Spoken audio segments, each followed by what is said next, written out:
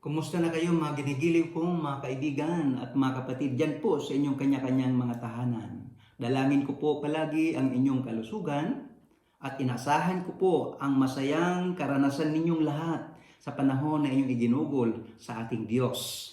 Sa pamamagitan ng pagbabasa ng Biblia, pananalangin, awitan, yung personal meditation ninyo sa gitna ng paglubo ng kaso ng COVID-19 sa buong mundo.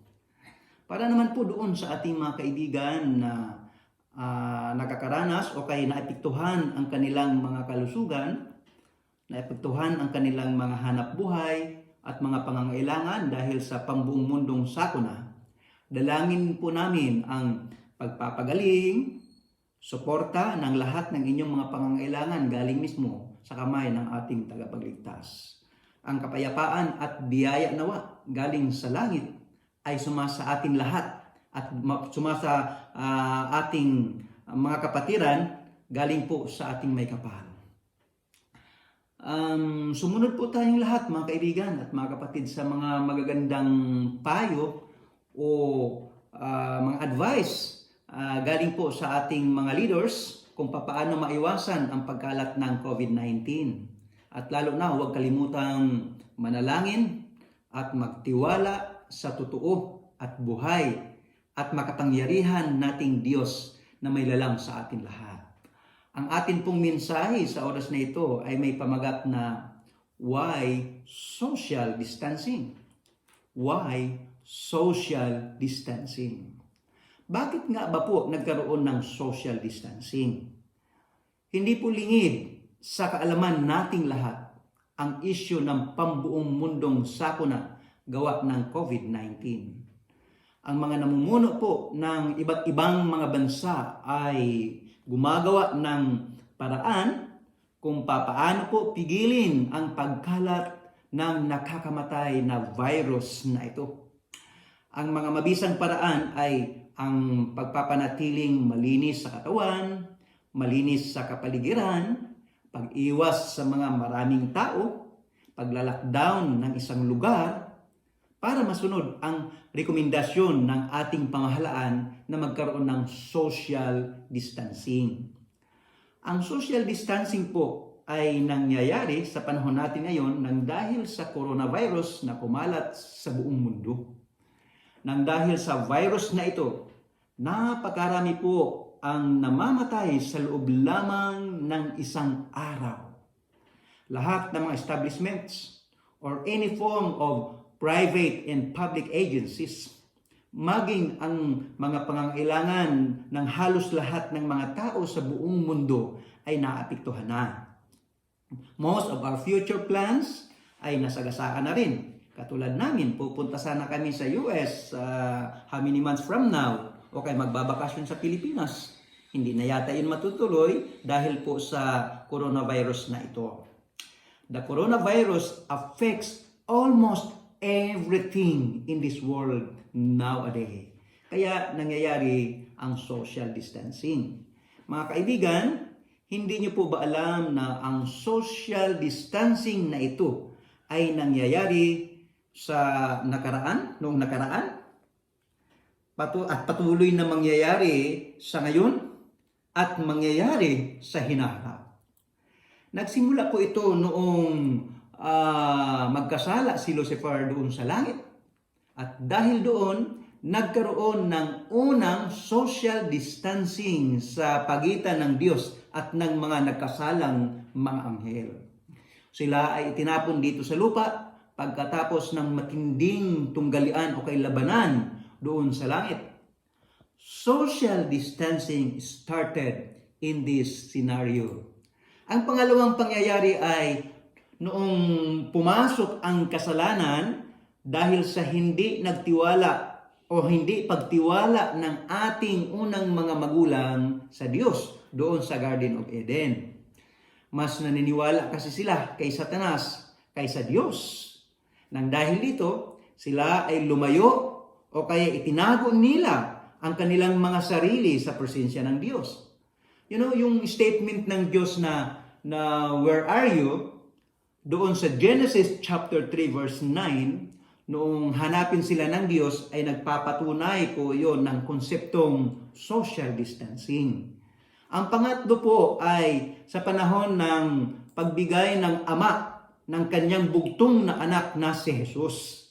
Siya ay nagkatawang tao, namuhay na katulad natin, pinahirapan, ipinako sa krus hanggang sa mamatay para lamang tubusin tayong lahat sa ating mga kasalanan. Yun yung statement ni Jesus, yung sabihin niya na, my God, why have you forsaken me? Makita natin yan doon sa Matthew chapter 27 verse 46 at ganoon din po doon sa Mark chapter 14 verse 34. Ay patunay po yon ng konseptong social distancing.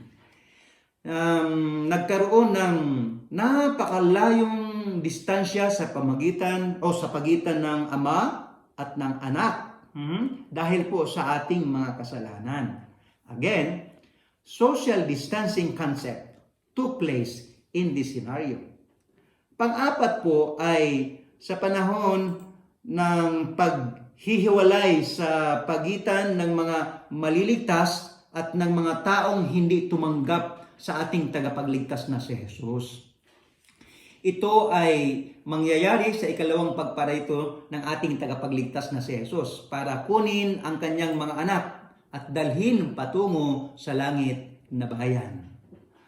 Ang mga hindi ligtas naman na buhay ay mamamatay dahil sa kanyang kaluwalhatian o kay kaluwalhatian ng ating tagapagligtas sa kanyang pagparito. At mananatiling patay kasama ang mga madatnan ni Jesus na dating patay hanggang sa matapos ang 1,000 taon. Ganito po ang nakasulat doon sa Revelation chapter 20 verses 1 to 15. Ito po ang sabi ni John. At nakita ko ang isang anghel na nanaog mula sa langit na may susi ng kalaliman at isang malaking tanikala sa kanyang kamay. At sinunggaban niya ang dragon, ang matandang ahas na siyang Diablo at Satanas, at ginapos sa 1,000 taon. At siya ay ibinulid sa kalaliman at sinarhan at tinatakan ito sa ibabaw niya upang huwag nang mandaya sa mga bansa hanggang sa maganap ang 1,000 taon. Pagkatapos nito ay kailangan siya ay pawalang kaunting panahon. Sabi pa ni Jan, at nakakita ako ng mga luklukan at may mga nagsisiluklok sa mga ito. Sila ay pinagkalooban ng paghatol at nakita ko ang mga kaluluwa, sabi ni Jan, ng mga pinugutan ng ulo dahil sa patutuo ni Jesus at dahil sa salita ng Diyos at ang mga hindi sumamba sa hayop o sa kanyang larawan man at hindi tumanggap ng tanda sa kanilang noo at sa kanilang kamay. At sila ay nangabuhay at nagsipagharing kasama ni Kristo sa loob ng 1,000 taon. Ang mga iba sa mga patay, sabi ni John, ay hindi nangabuhay hanggang sa maganap ang 1,000 taon. Ito ang unang pagkabuhay na mag-uli. Sabi ni John, mapalad at banal ang makalakip sa unang pagkabuhay na mag-uli. Sa mga ito'y walang kapangyarihan ang ikaluwang kamatayan. Kundi sila'y magiging mga saserdote ng Diyos at ni Kristo at magagaharing kasama niya sa loob ng 1,000 taon. At kung maganap na ang 1,000 taon, si Satanas ay kakalagan sa kanyang bilangguan at lalabas upang dumaya sa mga bansa na nasa 4 na sulok ng lupa, sa Gog at sa Magog, upang tipunin sila sa pagbabaka, na ang bilang nila ay gaya ng buhangin sa dagat. Magbibilang ba natin, mga kaibigan at mga kapatid, ang buhangin sa dagat? Ibig sabihin, napakadami. At ang sabi ni John doon, at nagsipanhik sila sa kalaparan ng lupa at ikinubkob ang kampamento ng mga banal at ang bayang iniibig. Then, sabi ni John, at bumaba ang apoy mula sa langit at sila'y nasupok. At ang Diablo na dumaya sa kanila ay ibinulid sa dagat-dagatang apoy at asopre na kinaroroonan din naman ng hayop at ng bulaang propeta at sila'y pahihirapan araw at gabi magpakailan-kailanman.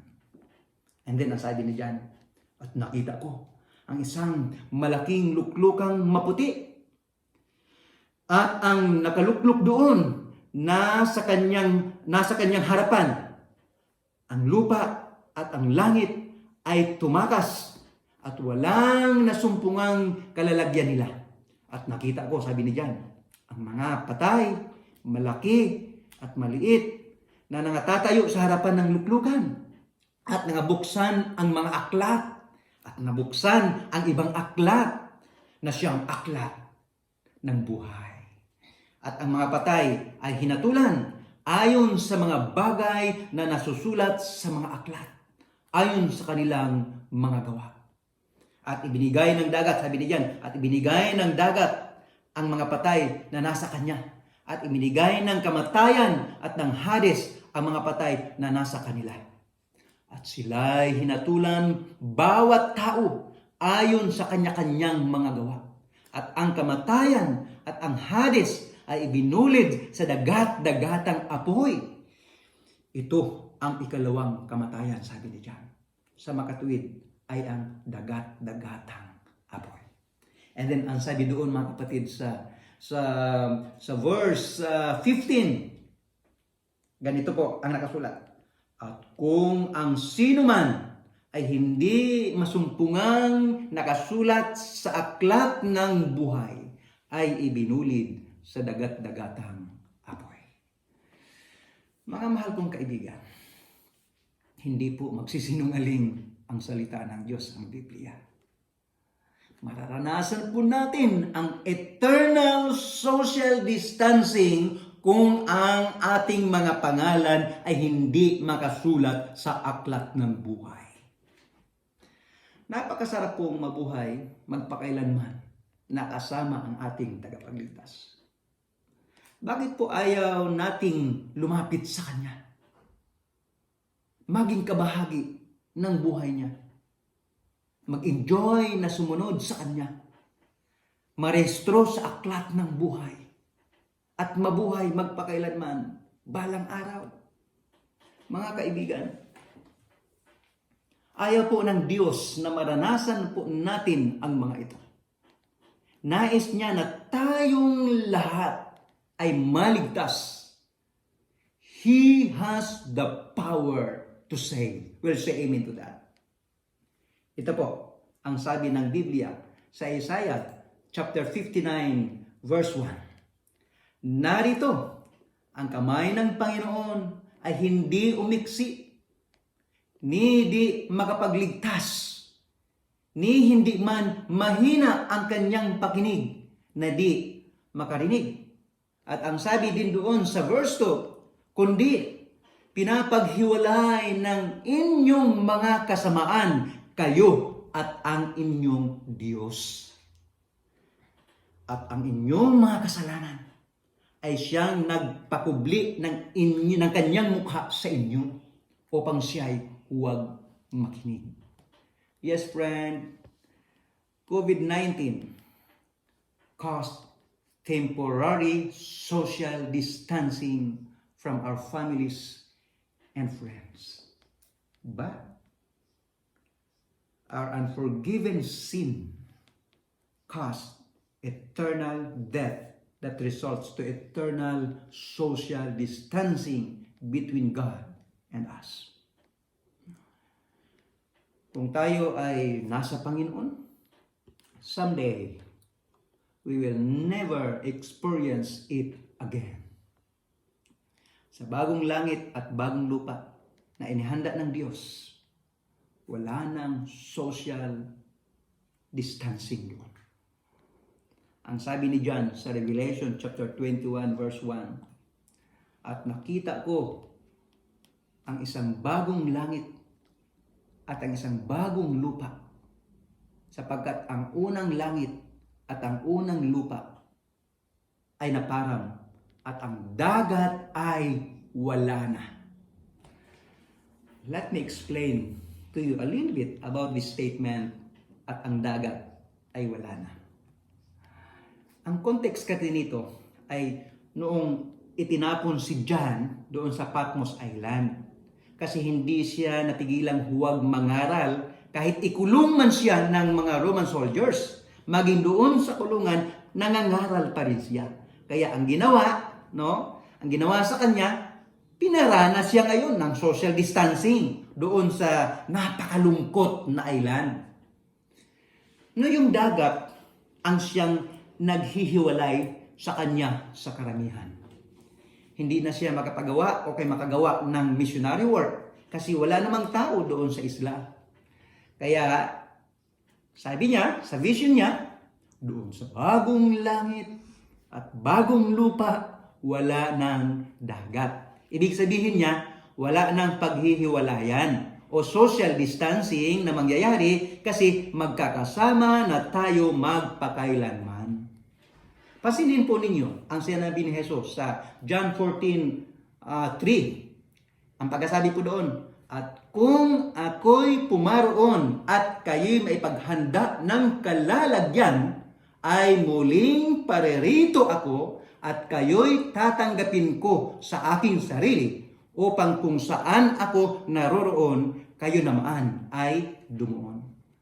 Friends, gusto mo ba ng ganitong buhay someday na makasama ang ating tagapagligtas magpakailanman?